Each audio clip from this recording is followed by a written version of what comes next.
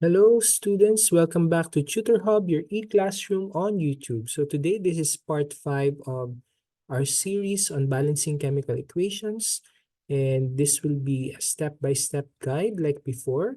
So if you haven't already, please check the previous videos discussing the techniques on how to balance chemical equations, and please check how we make this topic much easier, and for sure you would love and realize that this topic is really easy and that you would love chemistry after watching this video, right? So before we proceed, please don't forget to subscribe to the channel. That helps me a lot in making new videos. And of course, like this video, and for sure, hopefully, you would learn a lot for today's lesson.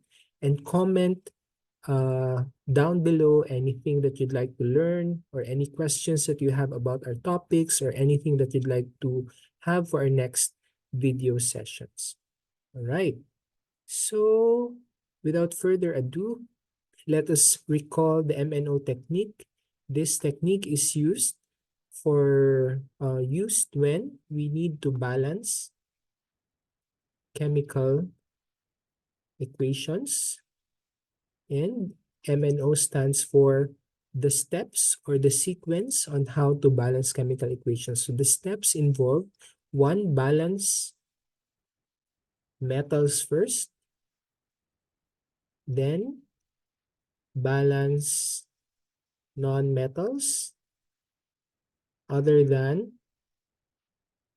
oxygen and hydrogen, and third, balance oxygen and hydrogen. So M, metals, non-metals, oxygen, and hydrogen. So basically, those are the steps on how we balance chemical equations. So to demonstrate that, let's jump into this first example. Let's write MNO on this side. Incidentally, we don't have any metals for this particular example, and the non-metals other than oxygen and hydrogen is carbon for this example.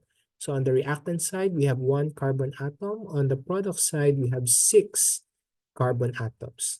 Okay, so have your pen and paper handy so that you'll be able to follow our discussion. Then we need to multiply 6 to our carbon dioxide so that it gets balanced, right, with the product side.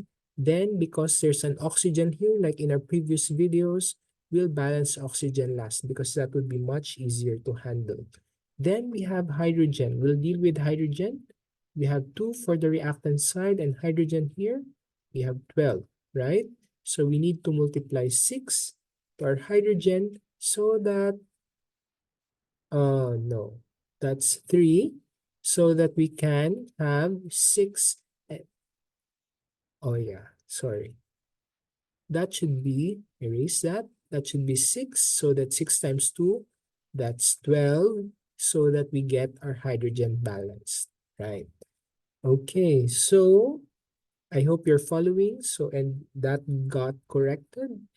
And then we balance oxygen last. So we have, for oxygen on the reactant side, that's 6 times 2, 12, plus 6, that's 18. There are 18 oxygen atoms on the reactant side. On the product side, we have 6 plus 2. So we need to place 6 here. So that 6 times 2, 12, plus 6, that would be 18. And that balances oxygen out. Again, what I did a while ago was I was kind of rushing, but for you, take it one step at a time so that you don't make any mistake. Okay, so checking it again, we have this now as our balanced chemical equation: 6 carbon dioxide, 6 water, 1 glucose, and 6 oxygen. Okay, so that's our balanced chemical equation. Next, second example, we have MNO metals. We have 2 metals in this particular example. So for the reactants, we balance magnesium first because it's with another element. Let's balance potassium later. For the product side, we have magnesium. So magnesium is 1 here, 1 here. So that balances them out. Potassium here, you have 1. Potassium here, you have 1. Okay, and then bromine. So we're done with the metals. Non-metals other than oxygen and hydrogen is bromine. For this example, we have 2 bromines here on the reactant side and 1 on the product side. So we multiply this by 2. So that balances it out.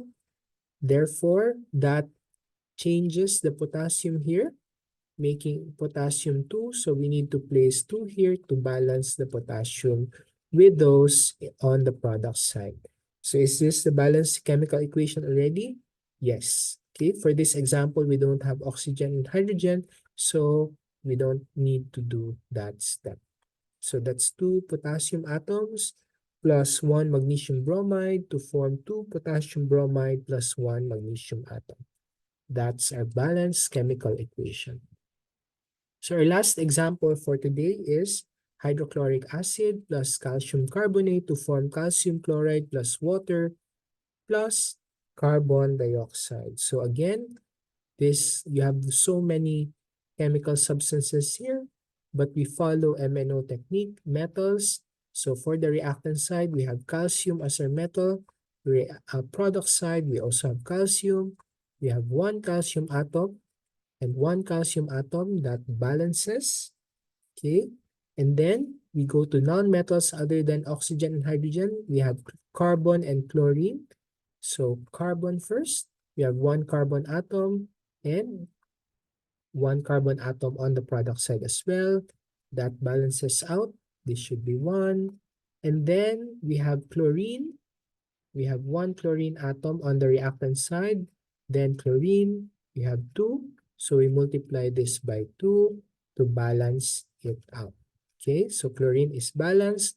Then we balance oxygen and hydrogen. So we balance hydrogen first.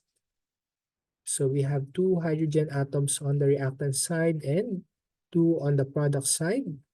And for oxygen, we have 3 on the reactant side and we have 2 plus 1, that's 3, balancing everything out. So we have 2 hydrochloric acid, 1 calcium carbonate, 1 calcium chloride, 1 water, and 1 carbon dioxide. So that's our balanced chemical equation. How fast was that? So I hope by now you're able to master how to balance chemical equations using the MNO technique. And don't forget to subscribe to our channel, like this video, repeat this over and over again because I really value mastery among my students and I want you to master the topic very well. Leave a comment and let me know how you find our topic and our lesson today. And I hope you learned something, you learned a lot, and I'll see you in the next video. Happy learning, everyone. Have a nice day.